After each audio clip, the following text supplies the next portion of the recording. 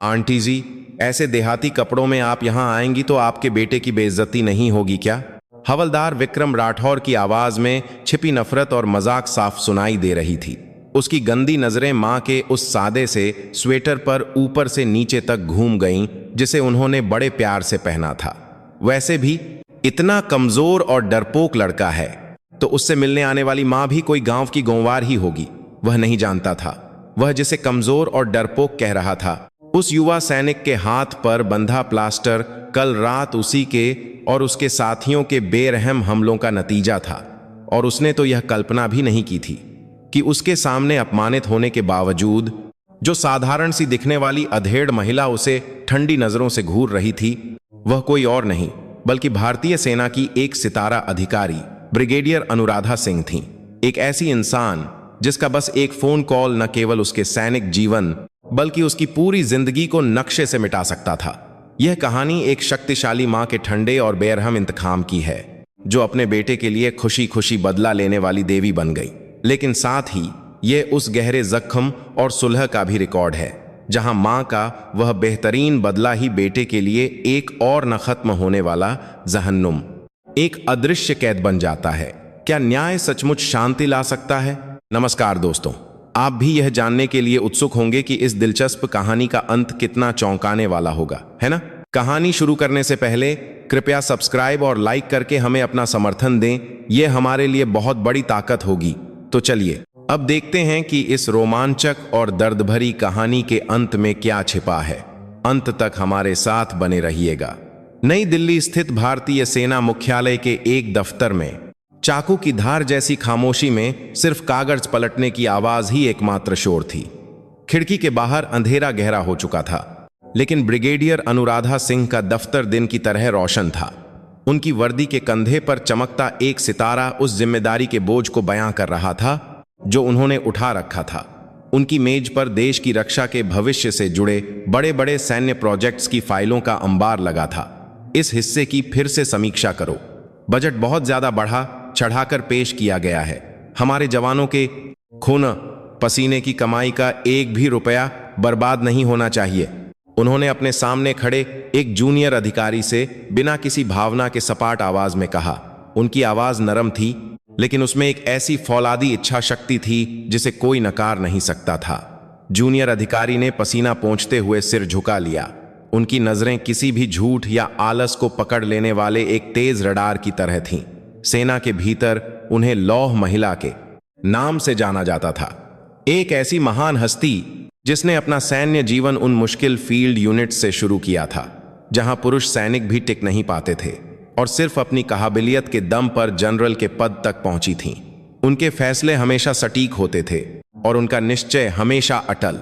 उनकी दुनिया में भावनाओं या दया जैसी कमजोरियों के लिए कोई जगह नहीं थी, लेकिन ऐसी शख्सियत की भी एक अकेली कमजोरी थी।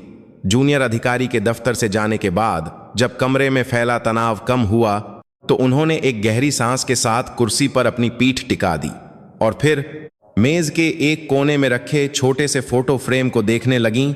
फ्रेम में एक मासूम चेहरे वाला उनका बेटा रोहन शर्मा एक अजीब सी मुस्कान के साथ खड़ा था। यह फोटो सेना में भर्ती होने से ठीक पहले उन्होंने जबरदस्ती खिंचवाई थी। फोटो में बेटे का चेहरा देखते ही उनकी फौलादी आंखों की सखत्ती पिघल गई। उन आंखों में एक गहरी याद, एक दर्द और एक न मिटने वाला अपराध बोध था जो उन्होंने कभी किसी को नहीं दिखाया था। 20 साल से ज्यादा समय से सेना में रहते हुए उन्होंने देश के लिए खुद को समर्पित कर दिया था, लेकिन अपने इकलौते बेटे के लिए वह हमेशा एक व्यस्त माँ, एक माफी मांगने वाली माँ ही रही थीं। वह एक काबिल कमांडर थीं, लेकिन एक असफल माँ। उनकी यादें दूर अतीत में चली गईं। उनका बेटा रोहन शर्मा बचपन से ही बहुत संवेदनशील और भावुक बच्चा था। उसके हाथों को बंदूक या चाकू की जगह ब्रश या पेंसिल पकड़ना ज्यादा पसंद था। वह दुनिया की खूबसूरती को पकड़ने और उसे अपनी भाषा में कैनवस पर उतारने में खुशी महसूस करने वाला एक जन्मजात कलाकार था। उसका छोटा सा कमरा हर तरह के रंगों, स्केचबुक्स और अधूरी पेंटिंग्स से भरा रहता था, लेकिन माँ अनुराधा अपने बेटे की इस दुनिया को समझ नहीं पाई। उनके लिए कला कमजोर लोगों का एक बहाना मात्र थी। वह चाहती थीं कि उनका बेटा भी उनकी तरह मजबूत, अटूट और देश की सेवा करने वाला एक सैनिक बने। उनका दृढ़ विश्वास था कि इस कठोर दुनिया में जीने के लिए अपने बेटे से प्यार करने का यही एकमात्र तरीका है। रोहन, ये फालतू की चित्रकारी करने की बजाय एक किताब का एक पन्ना और पढ़ लो। मर्द होकर ये रंग रोगन करते रहोगे तो दुनिया तुम पर हंसेगी। उन्होंने बेटे द्वारा रात भर जागकर बनाई गई पेंटिंग को फालतू का काम कहकर बेरहमी से मरोड़कर फेंक दिया था। उन्होंने बेटे की आंखों में गहरे जख्म और नाराजगी देखी, लेकिन जानबूझकर उसे नजरअंदाज कर दिया। उन्होंने खुद को तसल्ली दी कि एक दिन उनका बेटा उनके इस गहरे मकसद को जरूर समझेगा। लेकिन उनका प्यार बेटे के लिए एक जुल्म था। जैसे जैसे उनकी उम्मीदें बढ़ती गईं, बेटा और भी ज्यादा अपनी ही दुनिया में सिमटता गया। कब से था ऐसा? कब बेटे की नजरों से मां के लिए सम्मान गायब हो गया और उसकी जगह ठंडी नफरत और नाराजगी ने ले ली। किशोरावस्था में रोहन चित्रकारी करना चाहता था। उसने एक आर्ट्स कॉलेज में दाखिला लेने की इच्छा जताते हुए पहली बार अपनी मां का विरोध किया, लेकिन उन्होंने उसके सपने को बेरहमी से कुचल दिया। इसे नचनियों गवियों का काम कहकर उन्होंने उसके सारे आर्ट सप्लाईज फेंक दिए और उसे जबरदस्ती एक सामान्य कॉलेज में बिठा दिया। उस रात बेटा बिना आवाज किए रोता रहा और उस दिन के बाद उसने फिर कभी अपनी मां से अपने सपनों के बारे में बात नहीं की। जब सेना में भर्ती का बुलावा आया तो रोहन ने जैसे बगावत करते हुए सबसे कठिन और मुश्किल मानी जाने वाली सीमा पर तैनात एक यूनिट को चुना। यह मां की दुनिया के खिलाफ बेटे का आखिरी ऐलान जंग था। जब जाना ही है तो सबसे दर्दनाक जगह पर जाऊंगा। तुम्हारी उस सेना जिस पर तुम्हें इतना नाज है, उसके सबसे निचले स्तर को मैं अपनी आंखों से देखूंगा। भर्ती वाली ट्रेन में चढ़ते हुए बेटे की पीठ को देखकर उन्हें पहली बार लगा कि शायद उनकी जिंदगी में कुछ गलत हो गया है। बेटे के पूरे सैन्य जीवन के दौरान उन्होंने अपनी पहचान को पूरी तरह से छिपाए रखा। वह किसी से भी ज्यादा अच्छी तरह जानती थीं कि ब्रिगेडियर अनुराधा सिंह का बेटा का टैग बेटे के लिए एक भारी बोझ बन जाएगा। वह अपने बेटे को एक सामान्य सैनिक जीवन का तोहफा देना चाहती थीं। उन्हें लगा कि यही एकमात्र प्रायश्चित है जो वह कर सकती हैं। वापस वर्तमान में अनुराधा ने अपनी मेज की दराज की गहराई से एक पुराना खत निकाला। यह बेटे के भर्ती होने के लगभग 1 महीने बाद आया था। मां, यहाँ का जीवन उम्मीद से बेहतर है। मैं अपने साथियों के साथ अच्छी तरह से रह रहा हूं, इसलिए ज्यादा चिंता मत करना। बस कभी कभी आपके हाथ के बने राजमा चावल की याद आती है। कृपया अपना ध्यान रखना। छोटा और रूखा सा खत था, लेकिन उन्होंने उसे एक ताबीज की तरह सहेज कर रखा था। उन्होंने खत में बेटे की कच्ची लिखावट पर अपनी उंगलियां फेरी। लिखावट अभी भी एक बच्चे जैसी थी, लेकिन उन पंक्तियों के बीच मां के लिए चिंता और छिपाने की कोशिश की गई याद छुपी हुई थी। लेकिन उसके बाद बेटे का एक भी खत नहीं आया। उन्होंने फैसला किया कि वह इस हफ्ते के अंत में समय निकालकर अपने बेटे से मिलने जरूर जाएंगी। वह एक जनरल के रौब और शान को छोड़कर बस एक साधारण मां के रूप में अपने बेटे से मिलना चाहती थीं। उन्होंने सोचा कि राजमा चावल तो नहीं बना सकती, लेकिन बेटे की पसंदीदा चीजें ही बनाकर ले जाएंगी। शायद बहुत लंबे समय के बाद उन्हें अपने बेटे की सच्ची मुस्कान देखने को मिल जाए। इस छोटी सी उम्मीद के साथ उनके फौलादी चेहरे पर लंबे समय बाद एक गर्मजोशी भरी मुस्कान आई। सिपाही रोहन शर्मा की दुनिया नम और ठंडी थी। पुराने फौजी जूतों के अंदर घुसती ठंडक पैरों की उंगलियों को सुन्न कर रही थी और हेलमेट के नीचे से ठंडा पसीना और बारिश की बूंदें ठुड्डी पर बह रही थीं। घने अंधेरे में सहारा देने के लिए बस बगल वाले साथी की हल्की सांसों की आवाज और हाथ में पकड़ी इंसास राइफल का ठंडा एहसास ही था। सीमावर्ती क्षेत्र की रात एक जिंदा जीव की तरह डरावनी आवाजें निकाल रही थी, जैसे उन्हें निगल जाने के लिए तैयार बैठी हो। यहाँ का जीवन हर दिन जिंदा रहने की एक जंग थी। ट्रेनिंग न होने पर भी एक अनदेखी जंग जारी रहती थी। सीनियर्स के ताने, अपमान और बेतुकी मांगें उसकी आत्मा को कुतर रही थीं।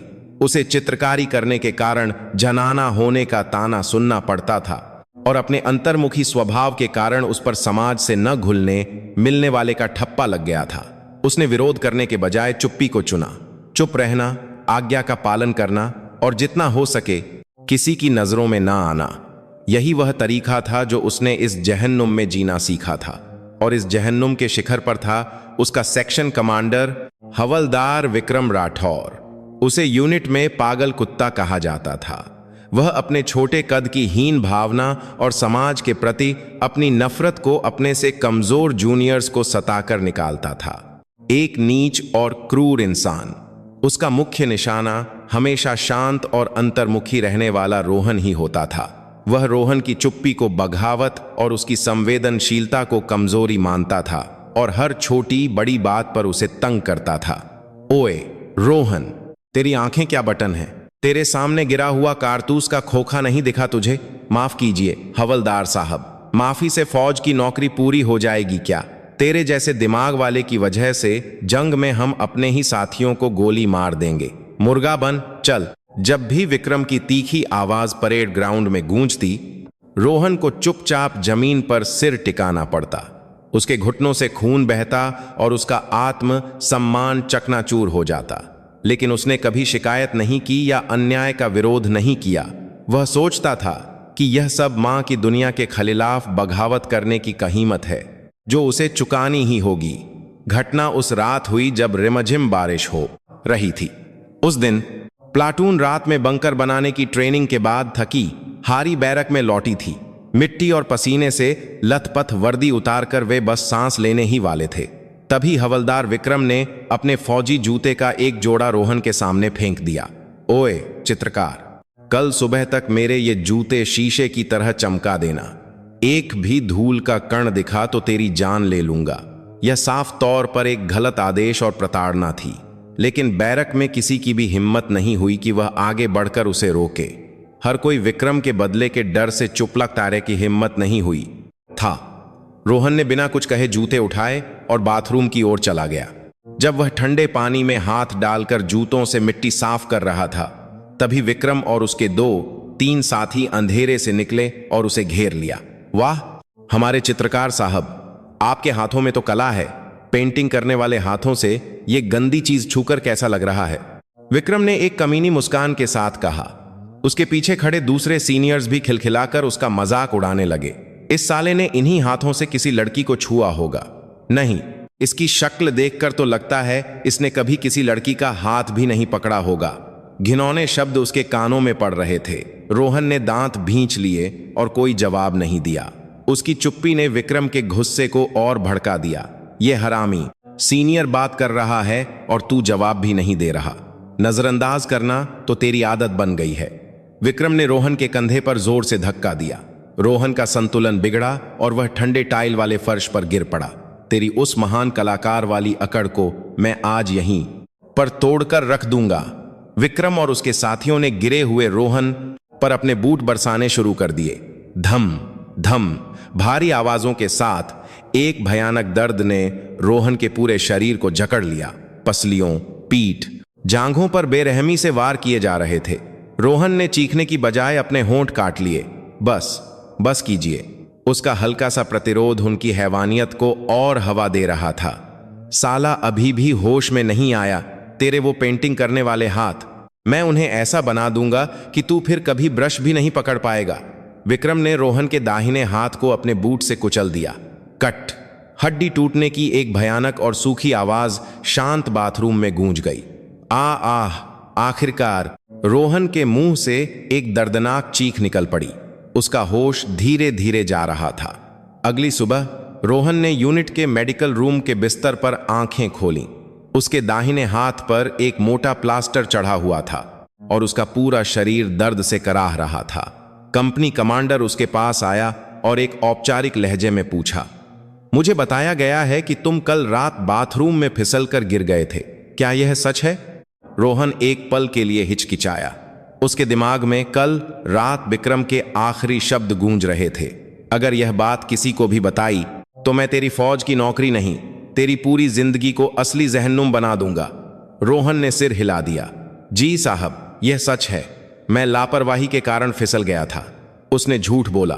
कंपनी कमांडर ने उसकी बात पर यकीन नहीं किया, लेकिन उसने और ज्यादा सवाल नहीं पूछे।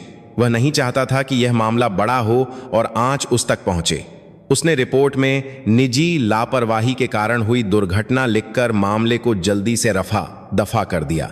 रोहन पूरी तरह से अकेला पड़ गया था। उसने अपने प्लास्टर वाले हाथ को देखते हुए खाली नजरों से हवा में घूरना शुरू कर दिया। उसे लगा जैसे उसने अपने सपने, अपना आत्मसम्मान और अपनी आखिरी बची हुई उम्मीद सब कुछ खो दिया है। उसने अपनी माँ को यह बात बताने के बारे में सोचा भी नहीं। जैसे ही उन्हें पता चलता, यह यूनिट तहस नहस हो जाती और उस पर माँ का लाडला का एक ऐसा न मिटने वाला दाग लग जाता, जिसके बाद वह और भी गहरे अकेलेपन में डूब जाता। उसे यह सारा दर्द अकेले ही सहना था। उसका जहन्नुम तो अभी शुरू हुआ था। आखिरकार हफ्ते का अंत आ गया। अनुराधा सुबह जल्दी उठी और अपने बेटे के लिए बड़े प्यार से खाना तैयार करने लगीं। कबाब, पुलाव, अंडे का आमलेट और बेटे का बचपन से पसंदीदा राजमा चावल, ढेर सारा खाना गाड़ी की डिक्की में रखकर वह एक उत्साहित मन से बेटे की यूनिट की ओर चल पड़ी। वसंत की हल्की धूप खिड़की से अंदर आ रही थी और रेडियो पर हल्का संगीत बज रहा था। यह एक लंबे समय के बाद महसूस होने वाली शांति और सुकून की घड़ी थी। उन्होंने जानबूझकर एक जनरल का रौब और बाती में शान शौकत को पीछे छोड़ दिया था। उन्होंने अलमारी की गहराई में रखा एक सादे रंग का स्वेटर और आरामदायक कॉटन की पैंट निकाली। उन्हें चिंता थी कि कहीं यूनिट पर कोई बोझ न पड़ जाए या उनका बेटा दूसरे सैनिकों के बीच असहज महसूस न करे। शीशे के सामने खड़ी महिला अपरिचित लग रही थी। दशकों से कवच की तरह पहने हुए जनरल के पद को उतारने के बाद वह बस एक कमजोर और चिंतित अधेड़ उम्र की महिला दिख रही थीं। यूनिट पहुंचकर अनुराधा ने गेट पर मुलाकात के लिए अर्जी दी। उन्हें एक साफ सुथरे मुलाकात कक्ष में ले जाया गया, जहां बैठते ही उनका दिल इस उम्मीद से धड़कने लगा कि उनका बेटा अभी दौड़ता हुआ आएगा। उन्होंने लाया हुआ खाना मेज पर बड़े प्यार से सजा दिया, लेकिन बेटे के आने से पहले ही एक घमंडी सा युवा सैनिक अकड़ता हुआ मुलाकात कक्ष में दाखिल हुआ। उसकी नेम प्लेट पर हवलदार विक्रम राठौर लिखा था। उसने अनुराधा के सादे कपड़ों और खाने के ढेर सारे डिब्बों को ऊपर से नीचे तक घूरा और फिर एक नाराजगी भरे अंदाज में बोला, आंटी जी, आप पहली बार किसी फौजी कैंप में आई हैं क्या? मुलाकात के लिए आते वक्त थोड़े ढंग के कपड़े पहनने चाहिए। ये कोई ऐसी वैसी जगह नहीं है जहां आप ऐसे आराम वाले कपड़ों में चली आएं। आजकल के माता पिता में भी अनुशासन की बहुत कमी है। उसका लहजा साफ तौर पर अपमानजनक था और उसकी आंखों में नफरत भी झलक रही थी। अनुराधा एक पल के लिए निशब्द हो गईं। अपने दशकों के सैन्य जीवन में वह हजारों लोगों से मिली थीं, लेकिन इतनी खुली बदतमीजी का सामना उन्होंने पहली बार किया था। लेकिन वह बेटे से मिलने आई थीं और कोई हंगामा नहीं करना चाहती थीं। मेरा ध्यान नहीं गया, माफ कीजिए, अगली बार से ध्यान रखूंगी। अनुराधा ने अपनी भावनाओं को दबाते हुए शांत भाव से जवाब दिया, लेकिन विक्रम ने अनुराधा के इस रवैये को उनकी कमजोरी समझ लिया। उसने सीने पर हाथ बांधकर सिर हिलाते हुए और भी ज्यादा घमंड भरी आवाज में कहा, आपको क्या लगा ये कोई पार्क है? आर्मी कैंप में नियम और अनुशासन होते हैं। आप जैसे लोगों की वजह से ही आजकल के सैनिकों का अनुशासन ढीला पड़ गया है। हवलदार विक्रम की डांट फटकार खत्म होने का नाम नहीं ले रही थी। अनुराधा बस चुपचाप सुनती रही। वह जानती थीं कि अभी यहां उससे बहस करने से बेटे रोहन का कोई भला नहीं होगा। विक्रम ने अनुराधा के लाए हुए खाने के डिब्बों की ओर ठुड्डी से इशारा करते हुए ताना मारा, और ये सब क्या है? कोई घर शिफ्ट कर रही हैं क्या? आजकल आर्मी कैंटीन में सब कुछ मिलता है। इतना सब कुछ उठाकर लाने की जरूरत नहीं है। इससे बस खाना बर्बाद होगा और कुछ नहीं।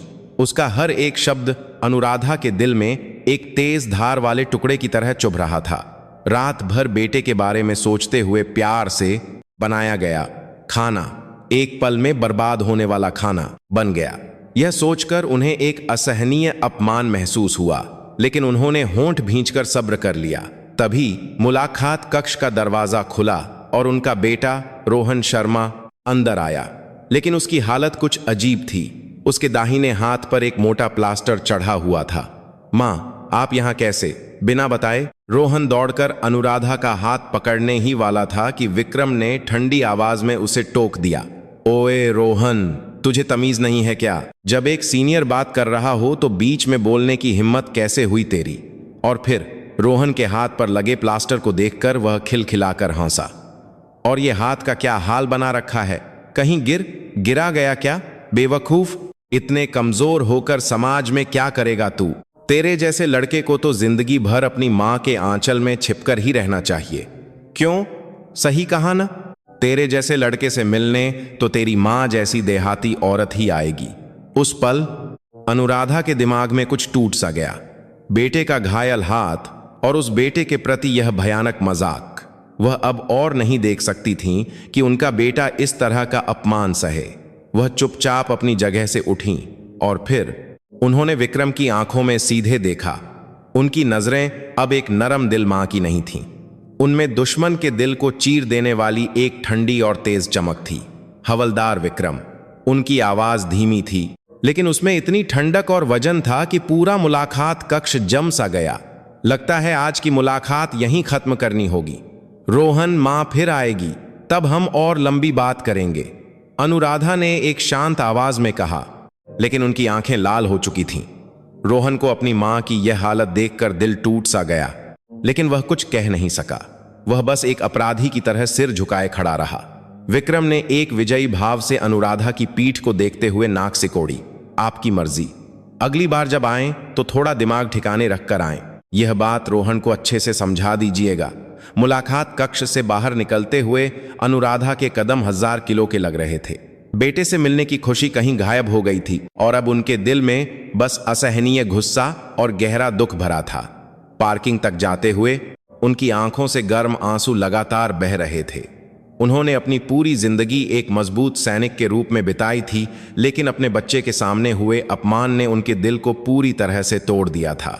गाड़ी में बैठने के बाद अनुराधा काफी देर तक स्टीयरिंग व्हील पकड़े हुए सिसकती रहीं। उनके आंसू कमजोरी का सबूत नहीं थे, वे एक बड़े तूफान की शुरुआत की घोषणा करने वाली एक गंभीर प्रस्तावना थे।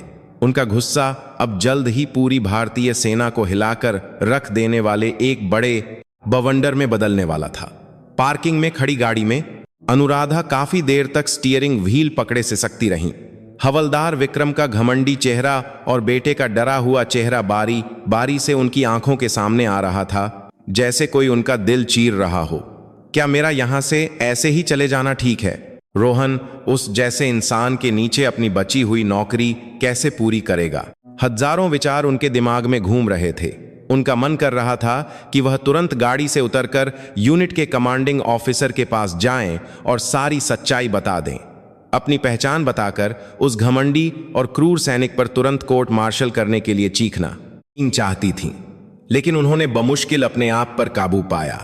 अगर उन्होंने अभी भावनाओं में बहकर कोई कदम उठाया तो हालात और भी बिगड़ जाएंगे, यह तय था। उनके हस्तक्षेप से कुछ समय के लिए तो राहत मिल जाती, लेकिन अंत में बेटे रोहन पर मां का लाडला जनरल मां के दम पर अकड़ने वाला का एक ऐसा दाग लग जाता जो जिंदगी भर नहीं मिटता। उनका बेटा अपनी बची हुई नौकरी के दौरान अपने साथियों द्वारा अलग थलग कर दिया जाता और अधिकारी उसे शक की नजर से देखते, जिससे वह और भी गहरे अकेलेपन में डूब जाता। वह ऐसा हरगिज नहीं चाहती थीं। उन्हें व्यक्तिगत बदले की बजाय एक बड़ा और स्थायी समाधान खोजना था। उन्होंने सोचा कि यह सिर्फ विक्रम की व्यक्तिगत समस्या नहीं है, बल्कि उसे जैसे राक्षस को पैदा करने वाली सेना के भीतर की पुरानी और सड़ी हुई व्यवस्था को ही बदलना होगा। ऐसा करने के लिए उन्हें अपनी भावनाओं को पूरी तरह से छिपाना होगा और भी ज्यादा ठंडा और योजनाबद्ध तरीके से काम करना होगा। काफी देर रोने के बाद जब उन्होंने अपनी भावनाओं पर काबू पाया तो अनुराधा ने अपना फोन निकाला और एक जाना पहचाना नंबर डायल किया। वह नंबर भारतीय रक्षा मंत्रालय के एक प्रमुख पद पर बैठे आर्मी हेडक्वार्टर के inspector general major general Sameer Verma का था। वह अनुराधा के एनडीए के बैचमेट और पिछले 30 सालों में उनके सुख दुख के एकमात्र साथी थे। सेना में भी वह अपने सिद्धांतों के लिए जान देने वाले एक ईमानदार और सख्त अधिकारी के रूप में जाने जाते थे। हेलो समीर, मैं अनुराधा बोल रही हूं, कांपती हुई आवाज को छिपाने की कोशिश करते हुए अनुराधा ने कहा। फोन के दूसरी तरफ से जनरल वर्मा की खुशमिजाज आवाज आई। अरे अनुराधा, कितने समय बाद, क्या हुआ? तुम्हारी आवाज ऐसी क्यों है? जनरल वर्मा ने तुरंत अनुराधा के मिजाज में कुछ गड़बड़ महसूस कर ली। अनुराधा ने एक गहरी सांस ली और आज जो कुछ भी हुआ उसे शांति से बताना शुरू किया, लेकिन उन्होंने यह बात पूरी तरह से छिपा ली कि रोहन उनका बेटा है। उन्होंने इसे ऐसे बताया जैसे वह किसी परिचित के बेटे से मिलने गई थीं और यह सब उन्होंने संयोग से देखा। उन्होंने मुलाकात कक्ष में हवलदार विक्रम द्वारा किए गए अपमानजनक बर्ताव और हाथ में प्लास्टर लगाए हुए एक डरे सहमे सैनिक की हालत, सब कुछ वस्तुनिष्ठ तरीके से बताया। कहानी सुनते सुनते जनरल वर्मा की आवाज धीरे धीरे धीमी और सख्त होती गई। क्या क्या यह सच है? एक मामूली हवलदार की हिम्मत कैसे हुई कि वह मुलाकात पर आए एक आम नागरिक से ऐसी बकवास करे? यह बर्दाश्त के बाहर है। मुझे तुरंत बताओ कि वह किस यूनिट का है और उसका नाम क्या है। मैं खुद इस मामले को देखूंगा। जनरल वर्मा गुस्से से कांपते हुए चीखे। अनुराधा ने उन्हें शांत करते हुए कहा, समीर, 1 मिनट शांत हो जाओ और मेरी बात सुनो। मैं तुमसे यह नहीं चाहती कि उस हवलदार को तुरंत सजा दी जाए। बेशक उसका बर्ताव माफी के लायक नहीं है, लेकिन ज्यादा जरूरी यह है कि ऐसा दोबारा न हो। इसके लिए एक स्थायी समाधान निकाला जाए। स्थायी समाधान? हो सकता है यह सिर्फ हवलदार विक्रम की व्यक्तिगत समस्या न होकर हमारी पूरी सेना में फैली हुई एक गलत प्रथा या सोच का नतीजा हो। जो मैंने देखा वह शायद एक बड़ी समस्या का छोटा सा हिस्सा हो। इसलिए मैं सोचती हूं कि इस मौके पर उस यूनिट के साथ साथ पूरी सेना में सैनिकों के बीच होने वाले दुर्व्यवहार और उनके मानवाधिकारों की स्थिति की एक बड़ी जांच होनी चाहिए। वह अपनी व्यक्तिगत पीड़ा को पूरी सेना में सुधार के एक बड़े मकसद में बदल रही थीं। अनुराधा की बात सुनकर जनरल वर्मा कुछ देर चुप रहे। फिर उन्होंने धीमी आवाज में जवाब दिया, तुम सही कह रही हो अनुराधा। व्यक्तिगत भावनाओं से ज्यादा हमें बड़ी तस्वीर देखनी चाहिए। ठीक है, मैं तुम्हारी इच्छा का सम्मान करता हूं, लेकिन इस तरह के मामले को हल्के में नहीं लिया जा सकता। मैं तुरंत रक्षा मंत्रालय के तहत एक विशेष जांच टीम बनाकर उस यूनिट समेत पूरी सेना में सैनिकों की स्थिति की तत्काल जांच का आदेश देता हूं। खासकर जिस यूनिट की तुमने बात की है, उसकी जांच सबसे पहले और बहुत ही सख्ती से की जाएगी, लेकिन जांच पूरी तरह से गुप्त और शांत तरीके से होगी। मुखबिर की पहचान को पूरी तरह से गोपनीय रखा जाएगा। वह समझ गए थे कि अनुराधा ने अपनी पहचान छिपाकर यह जानकारी क्यों दी। जैसे ही कोई नतीजा आएगा मैं तुम्हें तुरंत बताऊंगा। और अनुराधा, ज्यादा परेशान मत होना, इसमें तुम्हारी कोई गलती नहीं है। जनरल वर्मा के सख्त लेकिन गर्मजोशी भरे दिलासे से अनुराधा को थोड़ी राहत महसूस हुई। शुक्रिया समीर, मुझे पता था कि तुम ही मेरी मदद कर सकते हो। फोन काटने के बाद अनुराधा कुछ देर तक गाड़ी की खिड़की से बाहर के नजारे को देखती रहीं। दिल में तकलीफ तो थी, लेकिन अब यह सोचकर थोड़ी राहत भी थी कि उन्होंने, लेकिन साथ ही अपने दोस्त जनरल समीर वर्मा पर विश्वास और यह उम्मीद भी थी कि आगे हालात सुधरेंगे। जैसे ही उनकी गाड़ी यूनिट से निकलकर हाईवे पर आई, दूर क्षितिज पर सूरज डूब रहा था और आसमान लाल हो गया था, जैसे कि यह आगे होने वाली घटनाओं का संकेत दे रहा हो। विक्रम राठौर के घमंड के साम्राज्य पर एक अदृश्य और विशाल न्याय का जाल धीरे धीरे बिछना शुरू हो चुका था। अगले दिन रोहन शर्मा की यूनिट में सुबह से ही जैसे मधुमक्खी के छत्ते में किसी ने हाथ डाल दिया हो, हड़कंप मच गया। रक्षा मंत्रालय की सीधी निगरानी वाली एक जांच टीम के अधिकारी बिना किसी सूचना के यूनिट में आ पहुंचे और एक व्यापक जांच शुरू कर दी। आधिकारिक तौर पर इसे एक नियमित सुरक्षा जांच बताया गया, लेकिन उनकी पैनी नजरें और तनावपूर्ण माहौल यह बता रहा था कि मामला बहुत गंभीर है। जांच टीम के आने से पूरी यूनिट में जबरदस्त तनाव फैल गया। कमांडिंग ऑफिसर से लेकर सभी अधिकारी और सैनिक हैरान थे और यूनिट में तरह तरह की अफवाहें तेजी से फैलने लगीं। रक्षा मंत्रालय की जांच टीम अचानक हमारी यूनिट में क्यों आई है? कहीं कल मुलाकात पर आई उस आंटी ने रक्षा मंत्रालय में कोई शिकायत तो नहीं कर दी? सैनिक आपस में कानाफूसी कर रहे थे और बेचैनी से एक दूसरे को देख रहे थे। इन सब में सबसे ज्यादा सदमे और डर में जो था, वह था हवलदार विक्रम राठौर। उसने कल रात देर तक अपने साथियों के साथ शराब पीते हुए यह डींगे हाँकी थीं कि उसने अनुराधा नाम की एक आंटी को कैसे सबक सिखाया। इसलिए सुबह सुबह जांच टीम का आना उसे किसी भी तरह से महज एक संयोग नहीं लग रहा था और उसका दिल किसी अनहोनी की आशंका से बैठा जा रहा था। कहीं कल वाली बात की वजह से तो नहीं, वह तो एक साधारण सी आंटी थी। स्वेटर और जीन्स नहीं, सलवार कमीज पहनी हुई एक मामूली सी औरत की पहुंच रक्षा मंत्रालय तक कैसे हो सकती है? विक्रम ने अपनी बेचैनी को दूर करने की कोशिश की, लेकिन उसका दिल पागलों की तरह धड़क रहा था। उसके माथे पर पसीने की बूंदें उभर आईं। सुबह का काम शुरू होते ही विक्रम को कंपनी ऑफिस में बुलाया गया। जांच टीम के दफ्तर के रूप में इस्तेमाल हो रहे कॉन्फ्रेंस रूम के दरवाजे पर पहले से ही कई अधिकारी गंभीर चेहरों के साथ इंतजार कर रहे थे। विक्रम ने सूखी थूक निगली और अपनी बारी का इंतजार करने लगा। थोड़ी देर बाद उसका नाम पुकारा गया। वह कांपते हुए पैरों से बमुश्किल चलकर जांच कक्ष के अंदर गया। जांच कक्ष में 2 पैनी नजरों वाले जांच अधिकारी बैठे थे और मेज पर कल के मुलाकात कक्ष की सीसीटीवी फुटेज की फाइल के साथ एक मोटी सी फाइल रखी हुई थी। विक्रम उन फाइलों को देखते ही लगभग गिर पड़ता, लेकिन उसने बमुश्किल खुद को शांत रखने की कोशिश की। हवलदार विक्रम राठौर, क्या तुम कल दोपहर 2 बजे के आसपास मुलाकात कक्ष में सिपाही रोहन शर्मा की मां से मिले थे? एक जांच अधिकारी ने ठंडी और औपचारिक आवाज में पूछा। जी साहब, विक्रम ने जितना हो सके सामान्य दिखने की कोशिश की, लेकिन उसकी आवाज बुरी तरह कांप रही थी। उस समय क्या तुमने मुलाकात पर आए मेहमान के साथ कोई बदतमीजी या अपमानजनक बात की थी? नहीं साहब, मैंने तो बस नियमों के मुताबिक उन्हें जानकारी दी थी। अगर कोई गलतफहमी हुई हो जम्मा। विक्रम बहाने बनाने ही वाला था कि दूसरे जांच अधिकारी ने मुलाकात कक्ष की सीसीटीवी फुटेज चला दी। स्क्रीन पर विक्रम का अनुराधा पर चिल्लाने और उनका मजाक उड़ाने का दृश्य साफ साफ दिख रहा था। यहां तक कि उनके लाए हुए खाने पर उंगली उठाकर हंसने का दृश्य भी बिना किसी लाग लपेट के कैद हो गया था। क्या इस वीडियो में दिख रहा शख्स तुम ही हो हवलदार? जांच अधिकारी की पूछताछ पर विक्रम का चेहरा सफेद पड़ गया और वह कुछ नहीं बोल सका। उसे एहसास हो गया था कि अब सब कुछ खत्म हो गया है। जांच जारी रही। जांच टीम ने विक्रम के सामान्य व्यवहार के बारे में दूसरे सैनिकों से गवाही हासिल की और जो बातें सामने आईं वे चौंकाने वाली थीं। वह आदतन जूनियर सैनिकों के साथ गाली गलौज और मारपीट करता था और अपने पद का इस्तेमाल निजी कामों और अनुचित मांगों के लिए करता था। खास तौर पर इस मामले के पीड़ित सिपाही रोहन शर्मा को भर्ती के शुरुआती दिनों से ही लगातार परेशान करने की गवाही भी मिल गई थी। जांच अधिकारियों ने सिपाही रोहन शर्मा को एक अलग जगह पर बुलाकर उसकी सुरक्षा का वादा किया और फिर सावधानी से उसका बयान लिया। रोहन पहले तो बदले के डर से कुछ नहीं बोला, लेकिन जांच अधिकारियों के सच्चे भरोसे और यह सोचकर कि वह अपनी मां का अपमान और नहीं सह सकता, उसने आखिरकार हिम्मत जुटाई।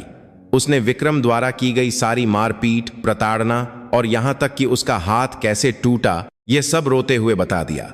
सारे सबूत और गवाही मिलने के बाद जांच टीम का नेतृत्व कर रहे मेजर जनरल समीर वर्मा खुद विक्रम के सामने आए। उनके चेहरे पर अपने दोस्त के लिए वाली गर्मजोशी की जगह सेना के अनुशासन को बहाल करने वाला एक भयानक गुस्सा था। हवलदार विक्रम राठौर, क्या तुम जानते हो कि कल तुमने जिसका अपमान किया वह कौन थी? जनरल वर्मा के धीमे सवाल पर विक्रम ने सिर हिला दिया। वह अब भी यही सोच रहा था कि वह बस किसी पहुंच वाली आंटी होंगी। मेजर जनरल समीर वर्मा ने मेज पर रखी एक फाइल उठाई और विक्रम को दिखाई। वह अनुराधा की व्यक्तिगत जानकारी वाला दस्तावेज था और उनके पद के कॉलम में साफ साफ ब्रिगेडियर लिखा हुआ था। कल तुमने जिस मुलाकाती का अपमान किया वह भारतीय सेना की ब्रिगेडियर अनुराधा सिंह है। तूने अपनी जनरल को नहीं पहचाना और ऐसी घटिया हरकत की, या जानते हुए भी जानबूझकर ऐसा किया?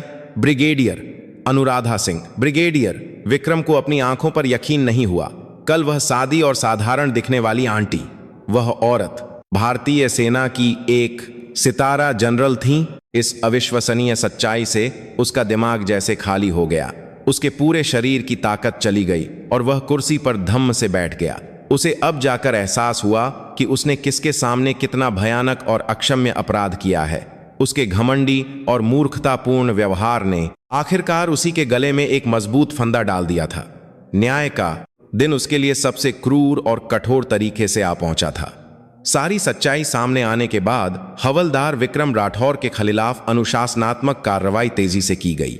मामले की गंभीरता को देखते हुए इसे यूनिट की अनुशासनात्मक समिति के बजाय सीधे सेना मुख्यालय की केंद्रीय अनुशासनात्मक समिति को भेजा गया।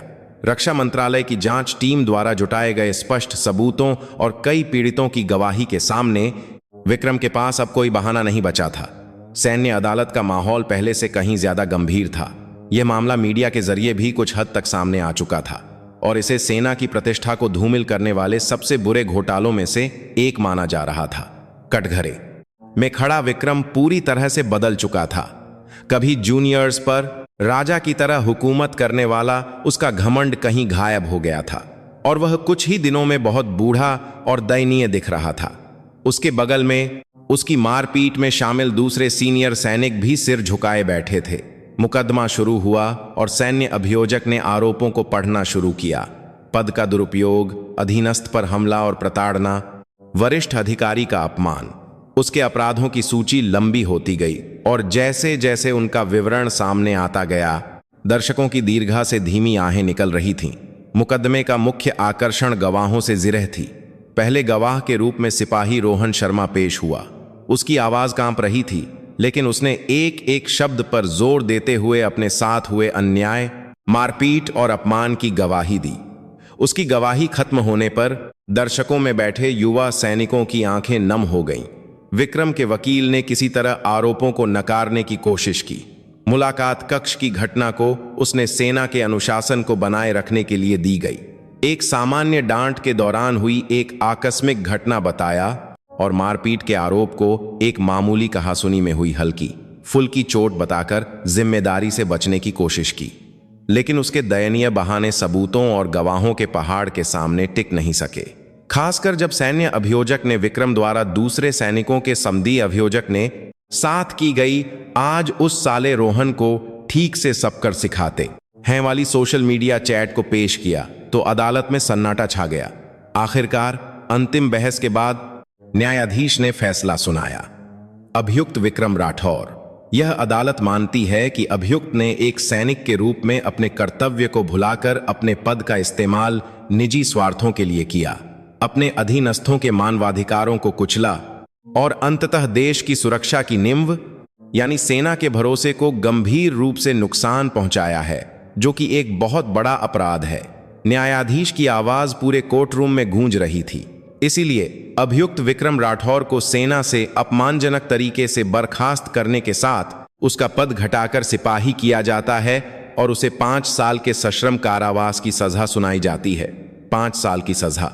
जैसे ही फैसला सुनाया गया, विक्रम के पैरों से जैसे जान निकल गई और वह लड़खड़ाकर वहीं गिर पड़ा। उसके कानों में कुछ भी सुनाई नहीं दे रहा था, बस अपनी सैनिक जिंदगी नहीं, अपनी पूरी जिंदगी के टुकड़े टुकड़े होने की आवाज गूंज रही थी। सैन्य पुलिस ने उसके दोनों हाथ पकड़कर उसे उठाया। वह एक बेजान इंसान की तरह घिसटता हुआ कोर्ट रूम से बाहर चला गया। कभी यूनिट का एक छोटा मोटा तानाशाह रहा शख्स का यह एक साक्षी दयनीय अंत था। विक्रम पर फैसला तो हो गया, लेकिन ब्रिगेडियर अनुराधा द्वारा शुरू किया गया तूफान तो अभी शुरू हुआ था। रक्षा मंत्रालय की विशेष जांच टीम की तलवार अब विक्रम की पूरी यूनिट की ओर घूम गई थी। जांच के नतीजों से पता चला कि वह यूनिट उम्मीद से कहीं ज्यादा सड़ चुकी थी। यह बात सामने आई कि विक्रम जैसे सैनिकों की गलत हरकतों के बारे में अधिकारियों को पता था, लेकिन वे जानबूझकर उन्हें नजरअंदाज करते रहे। खासकर यूनिट के कमांडिंग ऑफिसर, जिन्होंने सब चलता है वाली सोच के साथ अपने अधीनस्थों की समस्याओं को अनदेखा किया और दुर्व्यवहार को पनपने दिया, उन्हें मुख्य रूप से जिम्मेदार ठहराया गया। उन्हें इस घटना की कमान की जिम्मेदारी लेते हुए तुरंत पद से हटा दिया गया और एक महत्वहीन पद पर भेज दिया गया। उनके सैन्य करियर पर एक न मिटने वाला दाग लग गया था। अन्य संबंधित अधिकारियों पर भी अनुशासनात्मक कार्रवाई की गई और उन्हें वेतन कटौती और चेतावनी जैसी सज्जाएं मिली। लेकिन अनुराधा सिर्फ कुछ लोगों को सज्जा दिलाना नहीं चाहती थी। वह इस घटना को एक मौके के तौर पर इस्तेमाल करके सेना के भीतर की पुरानी बीमारियों को जड़ से उखाड़ फेंकना और एक वास्तविक बदलाव लाना चाहती थीं। उनके दोस्त और जांच प्रमुख मेजर जनरल समीर वर्मा ने उनकी इस इच्छा को समझते हुए रक्षा मंत्री को सैन्य संस्कृति में सुधार के लिए एक व्यापक योजना की रिपोर्ट दी। पहला, सभी यूनिटों में लैंगिक समानता की शिक्षा को अनिवार्य किया जाए और अधिकारियों की मानवाधिकारों के प्रति संवेदनशीलता बढ़ाने के लिए विशेष प्रशिक्षण कार्यक्रम शुरू किए जाएं। दूसरा, गुमनाम शिकायत प्रणाली को सक्रिय किया जाए और मुखबिरों की सुरक्षा को मजबूत किया जाए। तीसरा, अपराधियों के लिए सज्जा को और सख्त किया जाए ताकि हल्की फुल्की सज्जा की आलोचना को खत्म किया जा सके। चौथा, पीड़ितों के लिए एक सुरक्षा प्रणाली स्थापित की जाए और उनके मानसिक और शारीरिक उपचार के लिए पेशेवर परामर्श और चिकित्सा सहायता का विस्तार किया जाए। यह योजना रक्षा मंत्री की अंतिम मंजूरी के बाद पूरी सेना में लागू कर दी गई। विक्रम राठौर जैसे एक बातरका के पाता तहा व्यक्ति का घिनौना अपराध। विडंबना यह है कि पूरी भारतीय सेना के लिए एक और कदम आगे बढ़ने और विकसित होने का एक महत्वपूर्ण मोड़ बन गया। इस सारे बदलाव के केंद्र में ब्रिगेडियर अनुराधा सिंह थीं। उन्होंने अपनी व्यक्तिगत पीड़ा को पूरी सेना में सुधार की एक प्रेरक शक्ति में बदल दिया था। उनके छोटे से साहस से आया यह बड़ा बदलाव सिर्फ एक यूनिट की समस्या को हल करने से कहीं ज्यादा था। इसने हजारों सैनिकों और उनके परिवारों को उम्मीद और दिलासा दिया था।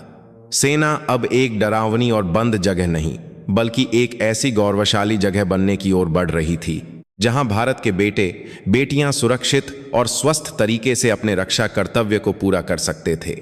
हवलदार विक्रम राठौर पर फैसला हो चुका था। यूनिट पर छाया हुआ हिंसा और अन्याय का दुष्चक्र आखिरकार टूट गया था। न्याय हो चुका था और यूनिट में शांति लौट आई थी। लेकिन इस पूरी घटना के केंद्र में रहे सिपाही रोहन शर्मा के लिए एक और तरह का एक अदृश्य जहन्नुम शुरू हो रहा था। आधिकारिक जांच पूरी होने के बाद यह अफवाह कि रोहन शर्मा की मां असल में एक ब्रिगेडियर थीं, पंख लगाकर पूरी यूनिट में तेजी से फैल गई। पहले तो सैनिकों और अधिकारियों ने इसे बकवास या किसी का भद्दा मजाक समझकर टाल दिया, लेकिन जांच के दौरान सामने आए कई सुरागों से उन्हें एहसास हो गया कि यह अफवाह सच थी। उस पल से रोहन के प्रति लोगों का रवैया 180 डिग्री बदल गया। उसकी ओर देखने वाली सहानुभूति की नजरें अब सम्मान के साथ एक अजीब सी दूरी में बदल गई थीं। वह अब एक सामान्य साथी नहीं था, वह यूनिट की किस्मत को तय कर सकने वाली एक शक्तिशाली अधिकारी का बेटा था। यार रोहन, क्या तेरी मां सच में जनरल है? वाह यार, तभी मैं सोचूं। उनमें कुछ अलग ही बात थी। सबसे पहले बदलाव उसके बैचमेट्स में दिखा। वे अब उसके साथ पहले की तरह सहज नहीं थे। उनकी बातों में अजीब सी आप और जी शामिल हो गई थी और उनकी आंखों में ईर्ष्या के साथ एक अजीब सी जलन भी थी। मेस में, कैंटीन में, यहां तक कि सोते समय भी वह हमेशा अकेला होता था। कोई भी उसके बगल में बैठना नहीं चाहता था। उसके आसपास का 1 मीटर का दायरा ऐसे खाली रहता था जैसे वह कोई संक्रामक मरीज हो। सीनियर्स का रवैया तो और भी अजीब था। पहले जो उसे कीड़े मकोड़े की तरह देखते थे और हर तरह के छोटे मोटे काम करवाते थे, वे अब उसके साथ जरूरत से ज्यादा विनम्र थे। सिपाही रोहन, प्लास्टर अब ठीक है? कोई तकलीफ हो तो कभी भी बताना, हम सब मदद कर देंगे। लेकिन उस विनम्रता में यह साफ अनुरोध छिपा था कि कृपया कोई और मुसीबत खड़ी मत करना। वे रोहन को एक इंसान नहीं, बल्कि एक टाइम बम की तरह देख रहे थे जो कभी भी फट सकता था। अधिकारी तो और भी ज्यादा डरे हुए थे। वे रोहन से आंख मिलाने से भी कतराते थे। उन्हें डर था कि कहीं गलती से भी उसकी कोई बात बुरी लग गई और यह बात उसकी मां ब्रिगेडियर अनुराधा सिंह के कानों तक पहुंच गई तो क्या होगा। उसे हर ट्रेनिंग से छूट दे दी गई और सबसे आरामदायक ड्यूटी पर लगा दिया गया। यह कोई मेहरबानी नहीं थी, यह साफ तौर पर उसे अलग थलग करना था। रोहन पूरी तरह से अकेला पड़ गया था। वह एक अदृश्य शीशे के बक्से में कैद हो गया था। सब उसे देख रहे थे, लेकिन कोई उससे बात नहीं करता था। उसके साथ ही उसे देखकर ऐसे नजरें चुराते थे जैसे कोई भूत देख लिया हो, और सीनियर्स उसे नफरत और जिज्ञासा से भरी अजीब नजरों से घूरते थे। वह अब सिपाही रोहन शर्मा नहीं था। वह पूरी यूनिट के लिए एक तमाशा और डर का दूसरा नाम बन गया था। वह एक पारदर्शी जेल में कैद एक कैदी था। शुरू में उसे भी यह बदलाव बुरा नहीं लगा। आखिरकार उसे उस घिनौनी हिंसा और प्रताड़ना से छुटकारा जो मिल गया था। लेकिन जैसे जैसे समय बीतता गया, उसे एहसास हुआ कि वह जिस अकेलेपन का सामना कर रहा है, वह मार खाने से भी ज्यादा भयानक दर्द है। यह जिस्म को चीर देने वाले दर्द से भी ज्यादा आत्मा को सुखा देने वाली सजा थी। वह अपनी मां से नफरत करने लगा। उसे यकीन हो गया कि उनके घमंडी और तानाशाही प्यार ने उसकी हर चीज को बर्बाद कर दिया है। अगर वह न होती, अगर वह बस एक साधारण मां होती, तो वह आज इस कठिन सैनिक जीवन में भी छोटी छोटी खुशियां ढूंढता, अपने दोस्तों के साथ हंसता, बोलता और किसी तरह गुजारा कर लेता। मां की सुरक्षा उसके लिए सबसे क्रूर अभिशाप बन गई थी। रात में उसे बुरे सपने आते और दिन में लोगों की नजरों से तकलीफ होती। भूख मर गई और शरीर सूखने लगा, और ट्रेनिंग पर ध्यान न दे पाने के कारण वह अक्सर गलतियां करने लगा। उसकी आत्मा अंदर से धीरे धीरे सड़ रही थी। वह इस जहन्नुम जैसी हकीकत से बाहर निकलना चाहता था, लेकिन उसे कोई उम्मीद या कोई रास्ता नजर नहीं आ रहा था। उसका सैनिक जीवन अब एक पूरी तरह से अलग स्तर के जहन्नुम में तब्दील हो चुका था, जो उसे चारों तरफ से जकड़ रहा था। घटना के लगभग 1 महीने बाद अनुराधा फिर से अपने बेटे की यूनिट में गईं। इस बार उन्होंने पिछली बार की तरह गलती न दोहराने के लिए पहले से ही कमांडिंग ऑफिसर को सूचित करके एक आधिकारिक मुलाकात की प्रक्रिया का पालन किया। उन्हें उम्मीद थी कि उनका बेटा अब सारे दुखों से उबरकर स्थिर हो गया होगा और शायद बेटा उन्हें धन्यवाद भी कहे। यह छोटी सी उम्मीद भी उनके मन में थी। जब वह मुलाकात कक्ष में पहुंची तो कमांडिंग ऑफिसर दौड़ते हुए आए और उनका बहुत सम्मान के साथ स्वागत किया। मैम, आपका फिर से यहां आना हमारे लिए बहुत सम्मान की बात है। मुलाकात कक्ष पिछली बार की तुलना में कहीं ज्यादा साफ और आरामदायक था। मेज पर बेहतरीन चाय, नाश्ता और पेय पदार्थ बड़े प्यार से सजाए गए थे, लेकिन अनुराधा का मन बेचैन था। यह सारी जरूरत से ज्यादा की विनम्रता उन्हें अपने और बेटे के बीच एक और दीवार की तरह महसूस हो रही थी। थोड़ी देर बाद बेटा रोहन शर्मा मुलाकात कक्ष में आया। उसके हाथ से प्लास्टर उतर चुका था, लेकिन उसका चेहरा पहले से कहीं ज्यादा मुरझाया हुआ था और उसकी आंखों में एक गहरी उदासी और ठंडी बेरुखी थी। उसने मां को देखा, लेकिन उसके चेहरे पर कोई खरुशी नहीं थी। बस एक सख्त चेहरे के साथ आकर उसने मशीन की तरह सैल्यूट किया। जय हिंद, सिपाही रोहन शर्मा।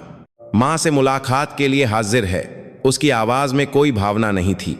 हाँ रोहन, अब तबीयत कैसी है? सब ठीक है ना? अनुराधा ने जानबूझकर सामान्य दिखने की कोशिश करते हुए बेटे का हाल पूछा, लेकिन बेटे का जवाब उनके दिल में एक खंजर की तरह चुभ गया। मैं ठीक हूं। जब जनरल साहिबा ने सब कुछ ठीक कर ही दिया है तो मेरी हिम्मत कैसे हो सकती है कि मैं ठीक न रहूं? जनरल साहिबा। बेटे ने उन्हें मां नहीं, जनरल साहिबा कहा। उस संबोधन में गहरी नाराजगी और नफरत छिपी थी। रोहन, तुम ऐसा क्यों कह रहे हो? क्या तुम मां से किसी बात पर नाराज हो? नाराज? बिल्कुल नहीं, बल्कि मुझे तो आपका शुक्रिया अदा करना चाहिए। आपकी महान शक्ति की वजह से मुझ जैसा मामूली इंसान यूनिट में इतने आराम से रह पा रहा है। उसका लहजा चाकू की धार की तरह तेज था। उसका हर एक शब्द उनके दिल को चीर रहा था। अब यूनिट में कोई बारगाह था कि मुझे छूने की हिम्मत नहीं करता, बल्कि कोई मुझे इंसान ही नहीं समझता। जब मैं गुजरता हूं तो सब ऐसे रास्ता छोड़ देते हैं जैसे कोई भूत देख लिया हो और मेरे पीछे कानाफूसी करते हैं। देखो, जनरल साहिबा का बेटा जा रहा है। गलती से आंख भी मिल गई तो जिंदगी बर्बाद हो जाएगी। वह जोर से हंसा। उसकी हंसी बहुत दर्द भरी थी। मां, नहीं जनरल साहिबा, क्या यही नतीजा आप चाहती थीं?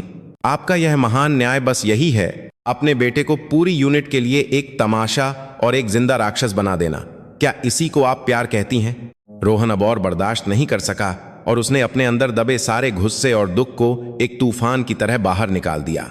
इससे तो अच्छा था कि मैं उन लोगों के हाथों पिटकर मर जाता, हाथ टूट जाता, पैर टूट जाता, लेकिन कम से कम तब मेरे साथ मेरे दोस्त तो थे। भले ही वे मुझे बचा नहीं पाए, लेकिन कम से कम वे मुझे एक इंसान तो समझते थे। लेकिन अब मेरे पास कोई नहीं है। मैं पूरी तरह से अकेला हूं। आपके बनाए हुए इस अदृश्य कैद में मैं धीरे धीरे मर रहा हूं, समझी आप? वह लगभग चीख रहा था। उसकी आंखों में गर्म आंसू भर आए थे। उसके अंदर दबी सारी पीड़ा और गुस्सा एक सैलाब की तरह फूट पड़ा था। बेटे के आंसू, यह अनुराधा का सबसे शक्तिशाली हथियार और सबसे घातक कमजोरी थी। बेटे के आंसू देखते ही उनके दिल को ढके हुए फौलादी कवच पिघलने लगा। उनका मन किया कि वह बेटे को एक थप्पड़ मारे। तुम क्या जानते हो? तुम्हें जन्म देने के बाद एक सैनिक का रास्ता चुनकर मैंने कितने खून के आंसू पिए हैं, क्या तुम जानते हो? लेकिन वह ऐसा नहीं कर सकी। बेटे के आंसू के सामने वह एक कमांडर नहीं, बस एक गुनहगार थी। माफ कर दो, उनके मुंह से निकला। यह शब्द उनकी जिंदगी का सबसे अपरिचित शब्द था। मेरी ही गलती थी बेटा। उनकी आवाज में भी गहरा दर्द था। हमेशा बर्फ की तरह ठंडी रहने वाली मां को टूटते हुए देखकर रोहन और भी ज्यादा उलझन में पड़ गया। वह उस जगह से भाग जाना चाहता था। वह इस घुटन भरे पाखंड और सहानुभूति के नाटक को खत्म करना चाहता था। दोनों के बीच बह रहे भावनाओं के तीव्र बवंडर को मुलाकात कक्ष के बाहर से देख रहे कमांडिंग ऑफिसर की हालत खराब थी। उसे एहसास हो गया था कि वह इस समय भारत की सबसे खतरनाक जगह पर खड़ा है। यह एक जनरल और एक सिपाही का मामला नहीं था। यह एक मां और बेटे के बीच की एक पुरानी जंग थी, जिन्होंने एक दूसरे को गहरे जख्म दिए और उन जख्मों को नजरअंदाज किया। अनुराधा ने आंखें बंद कर लीं। गेट पर हुए अपमान से ज्यादा, कमांडिंग ऑफिसर को डांटने से ज्यादा, यह पल कई गुना ज्यादा दर्दनाक था।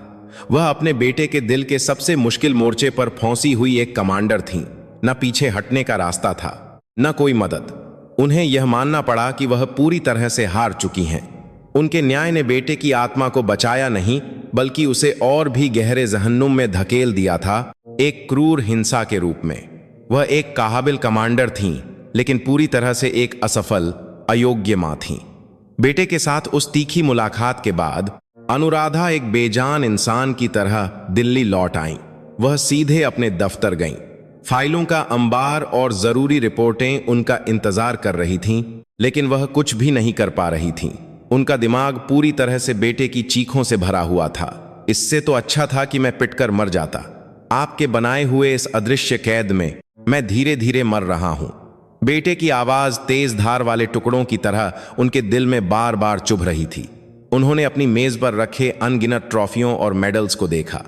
ये पिछले 30 सालों में एक सैनिक के रूप में उनकी शानदार सफलता के सबूत थे, लेकिन अब उनकी नजरों में वे बस बेजान धातु के टुकड़े थे। वह एक सैनिक के रूप में सफल हो सकती थीं, लेकिन एक मां के रूप में वह पूरी तरह से असफल थीं। उन्होंने देश की रक्षा तो की, लेकिन अपने इकलौते बेटे की रक्षा नहीं कर सकीं। वह एक अयोग्य मां थीं। उन्होंने खिड़की से बाहर अंधेरे शहर को देखा, जिन शानदार रोशनियों की रक्षा के लिए उन्होंने अपनी पूरी जिंदगी लगा दी। उन्हीं के बीच उनका बेटा अब एक ठंडी फौजी बैरक में अकेलेपन और निराशा से कराह रहा होगा। उन्हें अब जाकर एहसास हो रहा था कि उन्होंने अब तक कितना मूर्खतापूर्ण और घमंडी प्यार किया है। वह अपने बेटे को मजबूत बनाना चाहती थीं, एक ऐसा फौलादी इंसान जो किसी भी पूर्वाग्रह और मुश्किल के सामने न झुके। लेकिन उन्होंने इस सच्चाई को जानबूझकर नजरअंदाज किया कि उनका बेटा उनसे अलग एक संवेदनशील और कोमल आत्मा वाला इंसान है। उन्होंने बेटे की दुनिया को समझने की कोशिश नहीं की और सिर्फ अपने तरीके उस पर थोपती रहीं। उनका प्यार बेटे के लिए गर्म धूप नहीं, बल्कि सब कुछ जमा देने वाली ठंडी बर्फ था। उन्होंने फैसला किया, अब वह इस जनरल के कायरतापूर्ण कवच के पीछे और नहीं छिपेंगी, चाहे सब कुछ खोना पड़े। वह एक जख्मी शरीर के साथ अपने बेटे के सामने खड़ी होंगी। उन्होंने सोचा कि एक मां और एक इंसान के रूप में यह उनका न्यूनतम साहस है। अगले दिन सुबह अनुराधा सीधे रक्षा मंत्री से मिलने गईं और उन्होंने एक ऐसा ऐलान किया जिसने सबको चौंका दिया। सर, मैं लंबी छुट्टी के लिए आवेदन करना चाहती हूं। उनके अचानक लिए गए फैसले से मंत्री हैरान रह गए और पूछा, जनरल अनुराधा, यह अचानक क्या हुआ? अगर आप नहीं होंगी तो हमारे कई महत्वपूर्ण प्रोजेक्ट्स रुक जाएंगे। सर, लेकिन अभी मेरे लिए किसी भी राष्ट्रीय कर्तव्य से ज्यादा महत्वपूर्ण और जरूरी एक कर्तव्य है। उनकी आवाज दृढ़ थी। मैं अब तक एक अच्छी सैनिक बनने के लिए बस आगे देखती रही, लेकिन इस प्रक्रिया में मैंने अपनी सबसे कीमती चीज खो दी है। यह मुझे अब जाकर एहसास हुआ है। मैं कुछ समय के लिए सैनिक का रास्ता छोड़कर एक बच्चे की मां के रूप में अपना फर्ज निभाना चाहती हूं। उनके सच्चे इकबालनामे के सामने मंत्री उन्हें और नहीं रोक सके। उन्होंने एक गहरी सांस के साथ उनकी छुट्टी मंजूर कर दी। उन्होंने अपने सारे अधिकार और पद अपने डिप्टी को सौंप दिए और फिर वर्दी उतारकर एक साधारण अधेड़ उम्र की महिला के रूप में रक्षा मंत्रालय से बाहर निकलीं। वह उस जगह गईं जहां उनका बेटा सेवा कर रहा था, कश्मीर की एक छोटी सी यूनिट। उन्होंने यूनिट के पास एक पुराने से गेस्ट हाउस में एक छोटा सा कमरा किराए पर ले लिया। कमरे में एक पुराना बिस्तर और एक छोटी सी मेज के अलावा कुछ नहीं था, लेकिन उनका मन पहले से कहीं ज्यादा शांत था। उस दिन के बाद वह अब जनरल नहीं थीं, वह बस सिपाही रोहन शर्मा की मां थीं। वह हर सुबह बेटे के पसंदीदा व्यंजन प्यार से बनाकर यूनिट के गेट पर छोड़ आती थीं। वह अपने बेटे को ट्रेनिंग करते हुए दूर से देखने के लिए हर दिन यूनिट के पास की एक पहाड़ी पर चढ़ती थीं। वह बेटे की गीली वर्दी धोती और उसके घिसे हुए जूते साफ करती थीं। उनके इस रूप को देखकर यूनिट के लोग पहले तो हैरान रह गए। आसमान जैसी ऊंची जनरल का अचानक एक साधारण गांव की महिला बनकर आना उनके लिए स्वाभाविक प्रतिक्रिया थी। लेकिन जैसे जैसे समय बीतता गया, उन्हें एहसास होने लगा कि उनके सारे काम दिखावा नहीं बल्कि बेटे के लिए सच्चा प्यार और प्रायश्चित हैं। यूनिट का माहौल धीरे धीरे बदलने लगा। उनके गहरे मातृत्व ने सैनिकों के जमे हुए दिलों को पिघला दिया और रोहन के प्रति उनकी ठंडी नजरें भी धीरे धीरे गर्म होने लगीं। उनका अदृश्य प्यार बेटे के दूसरे जहन्नुम यानी उस अदृश्य कैद की दीवारों को गिरा रहा था। अनुराधा का मां बनने का प्रोजेक्ट शुरू से ही मुश्किलों भरा था। वह हर सुबह जो प्यार से बनाया हुआ खाना गेट पर छोड़ती थीं, वह अक्सर बेटे रोहन तक नहीं पहुंच पाता था। मां, प्लीज ऐसा मत कीजिए। मुझे यूनिट में मिलने वाला खाना काफी है और मेरे साथ दूसरे साथी भी हैं। मैं अकेला ऐसे विशेष व्यवहार का हकदार नहीं बन सकता। रोहन गेट पर तैनात गार्ड के जरिए एक ठंडा सा इनकार का संदेश भिजवा देता था। उसके दिल का दरवाजा अभी भी मजबूती से बंद था। अनुराधा बेटे के इस इनकार से दुखी होती थीं, लेकिन उन्होंने हार नहीं मानी। अगले दिन वह फिर से नया खाना बनाकर गेट पर हाजिर हो जाती थीं। उन्हें यकीन था कि एक दिन उनका बेटा उनके सच्चे दिल को जरूर समझेगा। उनकी कोशिशें अनाड़ी थीं, लेकिन उनमें सच्चाई थी। उन्होंने जिंदगी में कभी नहीं किए गए कपड़े धोने और इस्त्री करने का काम सीखा और हर हफ्ते के अंत में बेटे की गीली वर्दी और अंडरवियर लेकर आती, उन्हें साफ धोकर प्यार से इस्त्री करती। उन्होंने अपने अनाड़ी हाथों से बेटे की फटी हुई वर्दी सिली। वह अपने बेटे को ट्रेनिंग करते हुए दूर से देखने के लिए हर दिन यूनिट के पास की एक पहाड़ी पर चढ़ती थीं।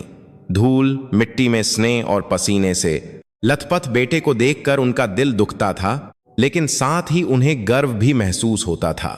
रोहन अपनी मां के इस रूप को जानबूझकर नजरअंदाज करता था। उसे लगता था कि मां का यह समर्पण एक और तरह का बोझ है, एक और जंजीर जो उसे जकड़ रही है। वह नहीं चाहता था कि उसकी मां उसके लिए अपनी जिंदगी भर की कमाई हुई हर चीज को छोड़ दे। वह चाहता था कि उसकी मां फिर से लौह महिला, एक महान जनरल बन जाए। उसका मानना था कि यही मां के लिए सबसे खुरूशी का रास्ता है। दोनों के बीच के ठंडे रिश्ते सुधरने का नाम नहीं ले रहे थे। रोहन लगातार मां के मुलाकात के अनुरोध को ठुकरा देता और उनके भेजे हुए खाने और कपड़ों को भी वापस कर देता। हाँ, अनुराधा बेटे के इस ठंडे रवैये पर कई बार रोईं, लेकिन वह पीछे नहीं हटी। उन्हें लगा कि यह उनके द्वारा बेटे को दिए गए झगमों की कहीमत है।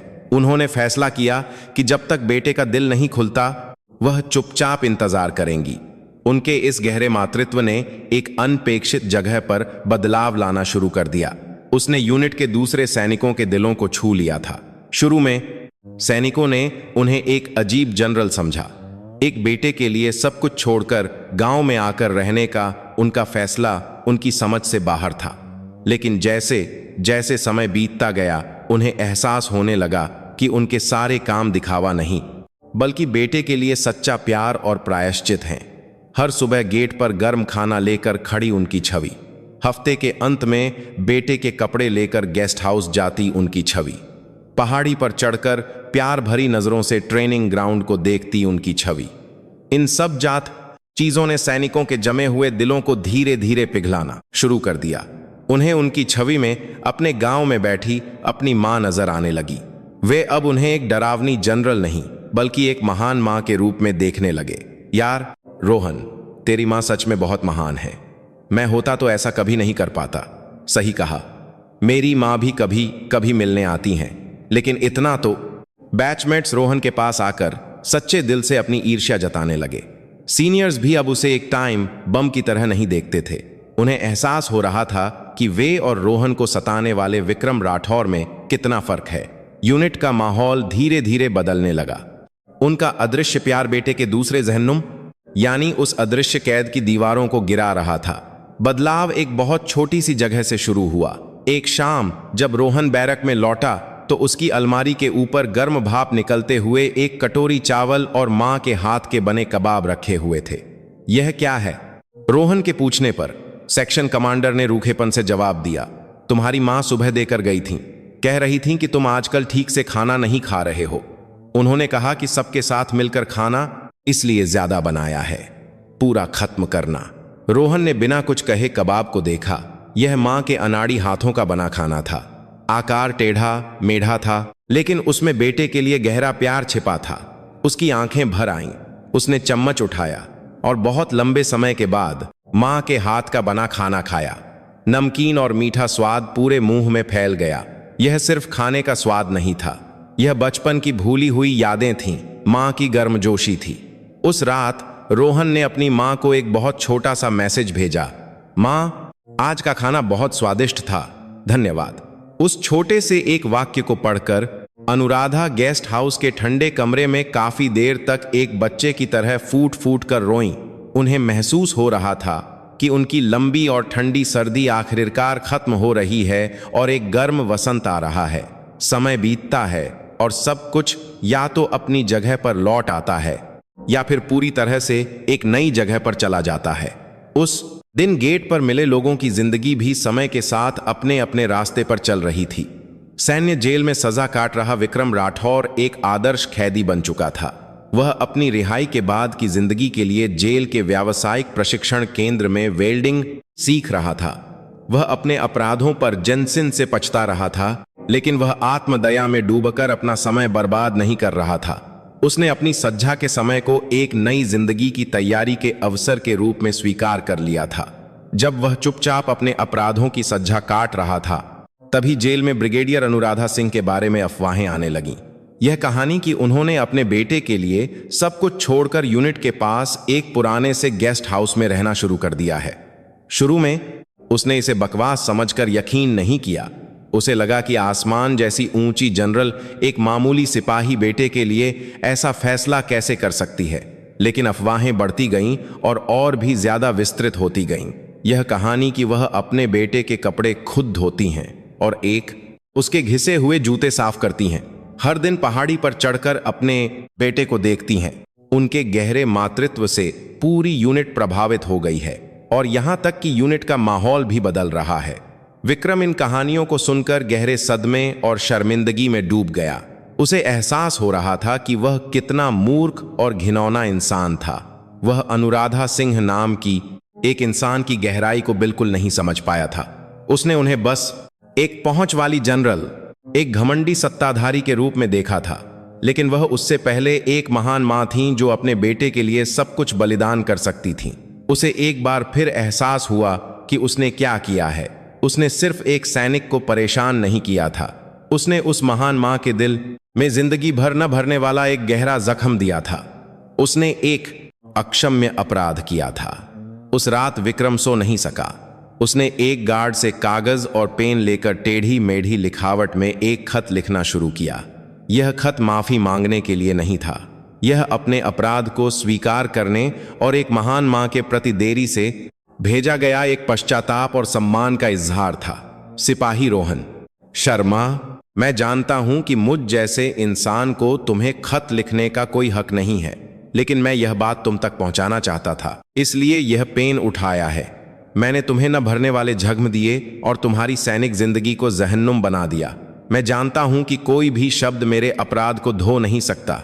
मैं जिंदगी भर इस अपराध का बोझ उठाकर प्रायश्चित करता रहूंगा। लेकिन सिपाही रोहन शर्मा, तुम सच में एक खुशकिस्मत इंसान हो। तुम्हारे पास एक ऐसी महान मां है जिन्हें दुनिया की किसी भी चीज से नहीं बदला जा सकता। मैंने जेल में तुम्हारी मां के बारे में कहानियां सुनी हैं, यह कि वह तुम्हारे लिए सब कुछ छोड़कर तुम्हारी सेवा कर रही हैं। यह सुनकर मैं शर्म से सिर नहीं उठा पा रहा था। मुझे जिंदगी में कभी मां का प्यार नहीं मिला, इसलिए मैं नहीं जानता था कि यह कितना महान होता है। मैं बस दुनिया को कोसता रहा और अपने से बेहतर लोगों से जलता रहा, एक नीच इंसान की तरह जीता रहा। मैं तुम्हारी मां जैसी महान हस्ती को समझ ही नहीं सका। शायद इसीलिए मैंने तुम्हें और भी ज्यादा सताया। सिपाही रोहन शर्मा, कृपया अपनी मां की सेवा करना और मुझ जैसे इंसान को पूरी तरह से भूल जाना। तुम्हें मुझसे कहीं ज्यादा शानदार और महान जिंदगी जीनी है। शायद यही एकमात्र प्रायश्चित है जो मैं तुम्हारे लिए कर सकता हूं। सच में माफ कर देना। तुम्हारा गुनहगार विक्रम राठौर। कुछ दिनों बाद रोहन को विक्रम का खत मिला। उसने कांपते हुए हाथों से खत को पढ़ा। उसके सच्चे पश्चाताप और मां के प्रति सम्मान की भावनाओं से रोहन के दिल में उसके प्रति जो गहरी नफरत थी वह कुछ कम हो गई। वह विक्रम को माफ तो नहीं कर सकता था, उसके दिए हुए जख्म बहुत गहरे थे, लेकिन उसे एहसास हुआ कि नफरत और बदले से कुछ भी हासिल नहीं होता। सच्ची जीत माफी में नहीं बल्कि समझने में होती है। वह विक्रम राठौर नाम के एक कमजोर इंसान को थोड़ा बहुत समझ सकता था। उसने खत को चुपचाप मोड़कर अपनी अलमारी की गहराई में रख दिया। उसके दिल में चल रही एक लंबी और भयानक जंग आखिरकार खत्म हो रही थी। मां के निस्वार्थ प्रेम और साथियों के गर्मजोशी भरे व्यवहार के बीच रोहन के दिल का दरवाजा धीरे धीरे खुल रहा था। वह अब खुद को अकेला नहीं रखता था, वह अपने साथियों के साथ बिना किसी हिचकिचाहट के घुल मिल गया था और ट्रेनिंग में भी पूरी लगन से हिस्सा लेने लगा था। उसके चेहरे पर पहले वाली उदासी और औकेला अंधेरे की जगह एक 20 साल के युवा की स्वाभाविक चमकदार और स्वस्थ मुस्कान लौट आई थी। उसका यह बदलाव मां अनुराधा के लिए किसी भी चीज से ज्यादा बड़ी खुशी और सुकून था। वह इस बात से ही संतुष्ट थीं कि उनके बेटे ने उन्हें माफ कर दिया और फिर से अपना दिल खोल दिया। वह अब और कुछ नहीं चाहती थीं। वह बस यह प्रार्थना करती थीं कि उनका बेटा अपनी बची हुई सैनिक जिंदगी को स्वस्थ और सुरक्षित तरीके से पूरा करे। फिर एक दिन रोहन को एक विशेष छुट्टी मिली। यह उसे एक सैन्य अभ्यास का सफलतापूर्वक नेतृत्व करने के लिए मिली थी। छुट्टी मिलते ही वह बिना किसी हिचकिचाहट के सीधे उस छोटे से गेस्ट हाउस की ओर गया जहां उसकी मां रुकी हुई थी। उस रात दोनों मां बेटा गेस्ट हाउस के छोटे से आंगन में अगल बगल बैठकर रात के आसमान को देख रहे थे। गांव के आसमान में अनगिनत तारे ऐसे चमक रहे थे जैसे किसी ने हीरे जड़ दिए हों, जो शहर में कभी देखने को नहीं मिलते। झिंगुरों की आवाज और दूर से आती कुत्तों के भौंकने की आवाज रात की शांति को भर रही थी। चुप्पी को सबसे पहले रोहन ने तोड़ा। मां, अब आप वापस चली जाइए। उसके अचानक कहे गए शब्दों से अनुराधा चौंक गईं और बेटे की ओर देखा। यह तुम क्या कह रहे हो मां? आपकी जगह यह छोटा सा गांव का गेस्ट हाउस नहीं है। आप भारत की रक्षा करने वाली एक महान जनरल हैं। मेरे अकेले के लिए आप अपनी हर चीज को मत छोड़िए। मैं अब ठीक हूं। सच में उसकी आवाज में सच्चाई थी। वह अब और मां के बलिदान को ठानहागे नहीं ले सकता था। अनुराधा को अपने बेटे के इतने बड़े हो जाने पर गर्व महसूस हुआ, लेकिन उन्होंने सिर हिला दिया। नहीं रोहन, मेरी जगह यहीं है, तुम्हारे पास। मैंने पिछले 30 सालों में बहुत लंबे समय तक अपनी जगह खाली रखी। अब मैं अपनी सही जगह पर लौटना चाहती हूं। मेरे लिए किसी भी सितारे से ज्यादा तुम, मेरा बेटा, कहीं मती हो। उनकी आंखों में गहरे प्यार के साथ एक दृढ़ निश्चय था। मां, रोहन अनुराधा ने अपने बेटे का नाम पुकारा और पहली बार उन्होंने अपने फौलादी मुखौटे के पीछे छिपे अपने असली कमजोर चेहरे को सामने लाया। मैं सैनिक किसी महान देशभक्ति के कारण नहीं बनी थी। यह बस एक गरीब और बेबस लड़की की, जिसने अपने पिता को जल्दी खो दिया था, जीने की एक हताश कोशिश थी, ताकि कोई मुझे नजरअंदाज न कर सके, ताकि मैं अपनी किस्मत को अपने हाथों में ले सकूं। मुझे पुरुषों से ज्यादा मर्दानी और मजबूत बनना पड़ा। उनकी आवाज शांत थी, लेकिन उसमें एक गहरा दुख छिपा था। ऐसे में तुम मेरी एकमात्र कमजोरी थे। जब भी मैं तुम्हें देखती, मैं बेहद कमजोर हो जाती थी और मुझे डर लगता था कि मैं उस साधारण औरत में बदल जाऊंगी जिससे मैं इतनी नफरत करती थी। शायद इसीलिए मैंने तुम्हें और भी ज्यादा सख्ती से पाला। मैं चाहती थी कि तुम भी मेरी तरह मजबूत बनो, ताकि यह कठोर दुनिया तुम्हें निगल न जाए। प्यार करने का बस यही एक तरीका था जो मैं जानती थी। वह अपनी जगह से उठीं और बेटे के पास गईं और घुटनों के बल बैठकर उन्होंने बेटे का हाथ पकड़ लिया। रोहन विरोध नहीं कर सका और स्तब्ध रह गया। उस दिन गेट पर मुझे अपने बेटे के अपमान से ज्यादा अपनी इज्जत के कुचले जाने पर गुस्सा आया था। तुम्हें बचाने के नाम पर असल में मैं अपनी ताकत का दिखावा करना चाहती थी। उन लोगों को जिन्होंने मेरे सामने अकड़ने की हिम्मत की थी, बुरी तरह से सज्जा देना चाहती थी और अपने घायल आत्मसम्मान को वापस पाना चाहती थी। मैं एक ऐसी ही स्वार्थी और घिनौनी मां हूं। उनके चेहरे पर गर्म आंसू बहने लगे। ये वो आंसू थे जो उन्होंने दशकों में कभी किसी के सामने नहीं दिखाए थे। रोहन, मां, मैं तुमसे माफी मांगती हूं, तुम्हारे सपनों को कुचलने के लिए। तुम्हारे दिल में गहरे जख्म देने के लिए और तुम्हें अपनी स्वार्थ की ढाल बनाने के लिए। सच में माफ कर दो। उनके इस दर्द भरे इकबालनामे और आंसू के सामने रोहन के दिल को जकड़े हुए नफरत के बर्फ के पहाड़ धीरे धीरे पिघलने लगे। उसने पहली बार अपनी मां के ठंडे मुखौटे के पीछे छिपी एक कोमल और घायल आत्मा को देखा। वह भी उसी की तरह दुनिया से लड़ते हुए अकेलेपन में जी रही एक कमजोर इंसान थी। उठिए मां, रोहन ने कांपती हुई आवाज में कहा। उसकी आंखों में भी अब आंसू भर आए थे। मैं ज्यादा गलत था, वह सिसकने लगा।